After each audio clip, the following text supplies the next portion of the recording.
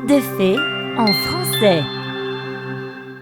Le vendeur de chapeaux et les singes. Une fois, dans une petite ville, vivait Tony, le vendeur de chapeaux.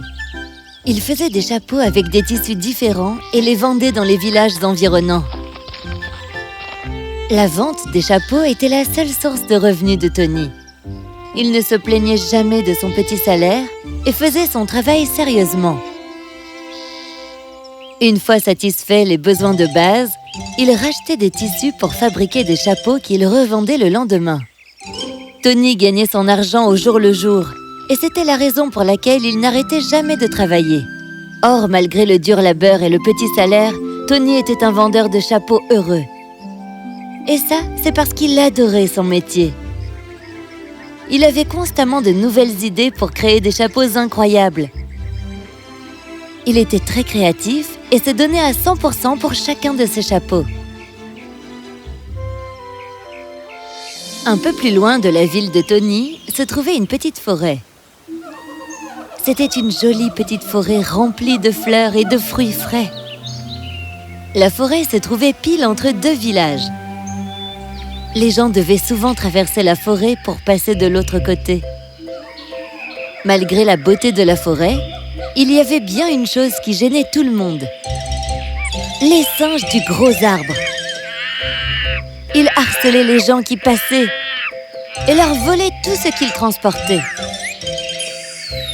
Les villageois avaient tout essayé pour gérer ces singes. Mais au final, tout le monde avait laissé tomber, se disant qu'après tout, c'était une forêt et qu'on ne peut chasser les animaux d'une forêt puisque c'est leur maison. Les singes n'étaient vraiment pas un cadeau. Ils volaient le chargement de ceux qui passaient devant eux, ils imitaient les passants et se moquaient d'eux. C'est mon parapluie! Rends-le-moi tout de suite! Oh. Les gens tentaient le tout pour le tout, mais absolument rien n'y faisait. Quelques jours plus tard, Tony se rendit au village pour y vendre ses chapeaux. Il apporta toutes sortes de chapeaux, des couleurs vives, des chapeaux à pois ou à rayures. Tous les modèles possibles et imaginables se trouvaient dans le panier de Tony. Chapeau, chapeau, chapeau, achetez-en autant que vous voulez, on n'a jamais assez de chapeaux. Rouge, gris ou bleu, portez la couleur qu'il vous plaît. Chapeau, chapeau, chapeau. Les villageois sortirent de chez eux en entendant Tony. Ils n'avaient jamais vu d'aussi beaux chapeaux avant. Oh, ces chapeaux sont vraiment beaux. Oh, ils sont doux, ils sont si beaux. Maman, je peux en avoir un s'il te plaît? Ils sont si doux, je peux pas m'arrêter de les toucher. Et c'était vrai, car beaucoup des chapeaux de Tony étaient faits de soie. C'était inhabituel d'avoir des chapeaux en soie, mais ceux-ci étaient si jolis et si doux que personne ne pouvait y résister. Pas mal de villageois achetèrent de nombreux chapeaux à Tony. Ils lui offrirent également de l'eau et un peu de nourriture, mais il refusa. Oh, merci beaucoup. Mais je dois continuer mon parcours. Et je dois aussi me rendre au village suivant. Oh, mais ne dois-tu pas traverser la forêt pour te rendre au prochain village? J'imagine que oui. Ah bon, ferme bien ton panier quand tu y seras alors, d'accord? Car il y a une flopée de singes malicieux qui volent tout ce qu'on transporte. Oh, c'est vrai? Je m'en souviendrai. Merci du conseil. Tony rassembla tout l'argent qu'il avait gagné en vendant ses chapeaux et s'en alla. Il décida d'explorer le village avant de traverser la forêt et d'aller de l'autre côté.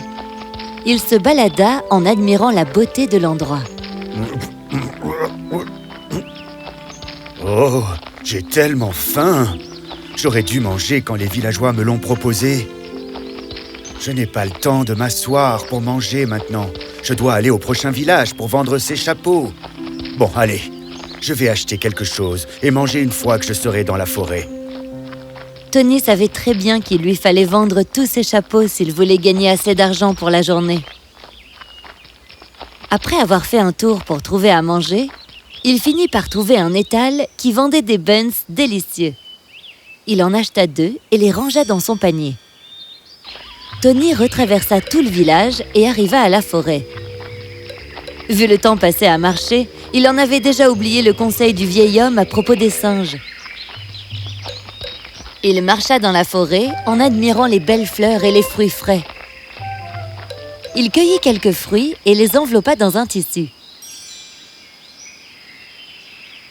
De loin, il aperçut le gros arbre. Oh, voilà un endroit qui a l'air confortable pour que je puisse manger assis. Ainsi, Tony alla s'asseoir sous l'arbre, ouvrit son panier et en sortit les buns. Il mangea les buns et les fruits, puis décida de se reposer un peu avant de repartir pour l'autre village. Tony était si fatigué qu'il oublia de bien fermer son panier. Les heures défilèrent et Tony était toujours profondément endormi quand il entendit quelque chose. Hein? C'est quoi ce bruit? Qui que ce soit, taisez-vous! Mais le bruit continua.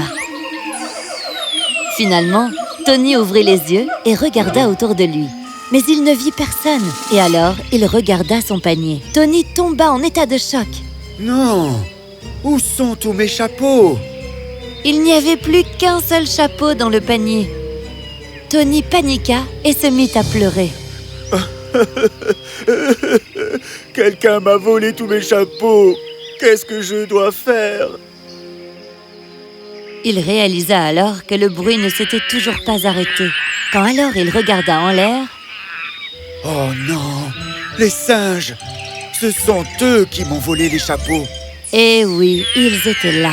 Tous les singes assis sur une branche, chacun portant un de ses chapeaux, en se moquant de lui. Oh, j'ai oublié ce que le vieil homme m'avait dit. Que faire maintenant? Ces chapeaux sont vraiment ma seule source de revenus. Si je ne récupère pas ces chapeaux, je n'aurai pas d'argent pour acheter des nouveaux tissus pour demain. Qu'est-ce que je vais manger? Comment gagner de l'argent? Oh! Vous, les singes! Rendez-moi mes chapeaux maintenant! Ça suffit! Descendez, tout de suite!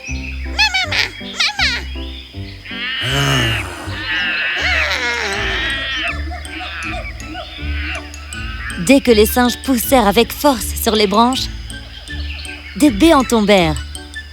Cela fit réfléchir Tony. Attends, ils m'imitent. Ce sont des singes, évidemment qu'ils m'imitent. Ils s'éclatent à me voir frustré comme ça. Pourquoi ne pas utiliser ça contre eux? Tony se laissa tomber au sol de façon théâtrale pour montrer qu'il était frustré et qu'il avait abandonné. Il commença à pleurer en regardant constamment les singes dans un discret mouvement de tête. Oh non! Comment faire maintenant? Il ne me reste qu'un seul chapeau. Oh, j'imagine que je vais devoir m'en contenter. Tony mit le chapeau sur sa tête et se leva. Il regarda en haut avec colère. À vous, les singes, un jour, je vous donnerai une leçon. En disant cela, il tint son chapeau en l'air et d'un mouvement vif, il le fit retomber avec force au sol. En mimant exactement les mêmes gestes que Tony, les singes jetèrent tous leurs chapeaux au sol.